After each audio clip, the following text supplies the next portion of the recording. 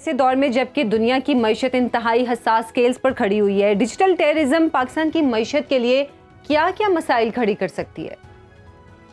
देखिए, digital terrorism जो है इस वक्त पूरी दुनिया के लिए एक चैलेंज है। जो फेक ऑडियोज वीडियोस और डीप फेक ऑडियोज वीडियोस, खुसूसन जो आर्टिफिशियल इंटेलिजेंस के लिए जो कंटेंट जनरेशन है, ये एक बहुत बड़ा चैलेंज बन चुका है। और specially developing countries including Pakistan, हमारे लिए ये उससे एक आम हद से ये ज़्यादा बड़ा चैलेंज है, चूँकि यहाँ पे के सोसाइटी जो है उसमें ऑलरेडी मुख्तलिफ तरह की डिवीजन्स जो हैं वो मौजूद हैं। कभी सेक्टेरियन बेसिस पे, कभी एथनिक बेसिस पे, कभी प्रोविंशियल बेसिस पे, कभी पॉलिटिकल बेसिस पे।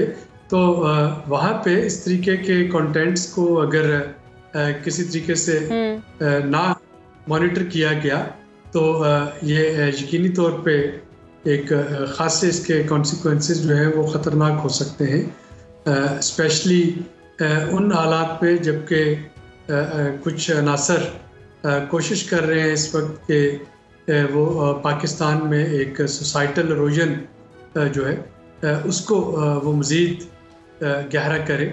और उसके लिए कोई भी शरपसंद अनासर, पहले तो वो एक आम जो फिज़िकल टेररिज्म थी वो होती थी, लेकिन अब ये जो हाइब्रिड वॉरफेयर है उसमें डिजिटल टेररिज्म जो है ये एक काफ़ी अहम टूल के तौर पे इस्तेमाल इस वक्त हो रही है। बिल्कुल ठीक कहा आपने सर। अच्छा, डिजिटल टेररिज्म में अफवाह साजी भी आती है, जाली खबरें भी आती हैं, और हमने देखा है कि इस तरह की खबरें जब टीवी पर चलती हैं या मीडिया पर आती हैं तो एकदम से हिस्सेस बाज़ार जो हैं या स्टॉक मार्केट है उसमें भी गिरावट आती है, और अगर हम ये कहें कि ये सरमायाकारी के रास्ते में भी रुकावट बन सकती है। आपके नज़दीक इसका तोड़ क्या है?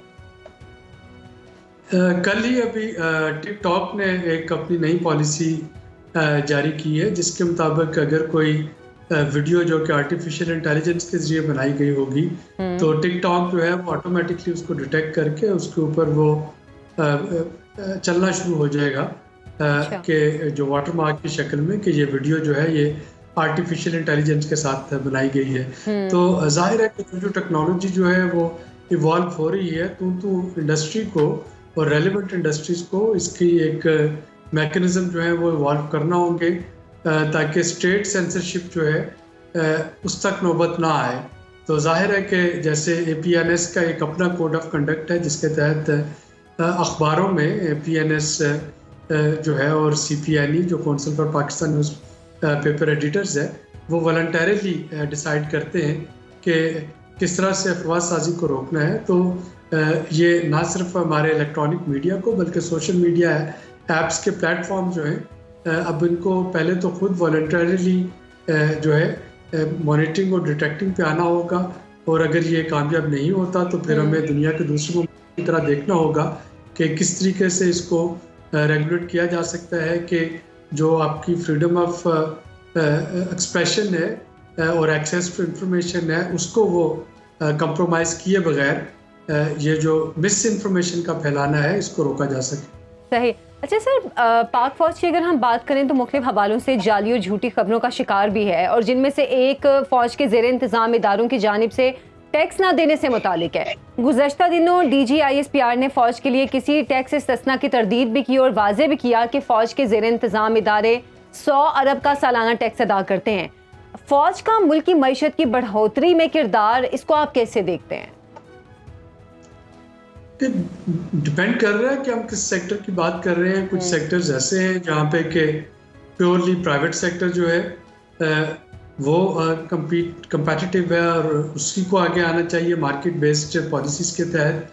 कुछ सेक्टर ऐसे हैं यहाँ पे कि पब्लिक प्राइवेट पार्टनरशिप बहुत ज़रूरी है, और कुछ सेक्टर ऐसे हैं यहाँ पे कि सिर्फ पब्लिक सेक्टर जो है वो उसकी लुक आफ्टर करता है। और जब मैं फ़ौज की हम बात करते हैं तो वो फ़ौज गवर्नमेंट का एक हिस्सा है, पब्लिक सेक्टर का एक हिस्सा है, तो उसका कोई अलहदा से एक हमें पहले तो उसको सिंगल आउट करने से गुरेज करना चाहिए। तो जब हम पब्लिक सेक्टर की बात करते हैं तो अफवाज पाकिस्तान अगर कहीं पे या उनके जो मुंसलिक अदारे हैं अगर वो कहीं पे मार्केट बेस्ड एक्टिविटीज़ में हिस्सा ले रहे हैं, तो वैसे ही है जैसे कि पब्लिक सेक्टर है। फॉर एग्जांपल अगर हम स्कूलिंग की बात करते हैं, अगर हम हेल्थ केयर प्रोविजन की बात करते हैं, तो ये तो कुछ ऐसे सेक्टर्स हैं जिसमें कि पब्लिक सेक्टर और प्राइवेट सेक्टर दोनों का होना जो है वो बहुत इंपॉर्टेंट है। बिल्कुल। कुछ हमारे सेक्टर्स ऐसे जो कि प्योरली पब्लिक सेक्टर डोमेन में हैं और शायद अभी कुछ अरसा मजीद रहेंगे जब तक लॉ एंड ऑर्डर सिचुएशन है वो पूरी तरह बेहतर नहीं होती। For example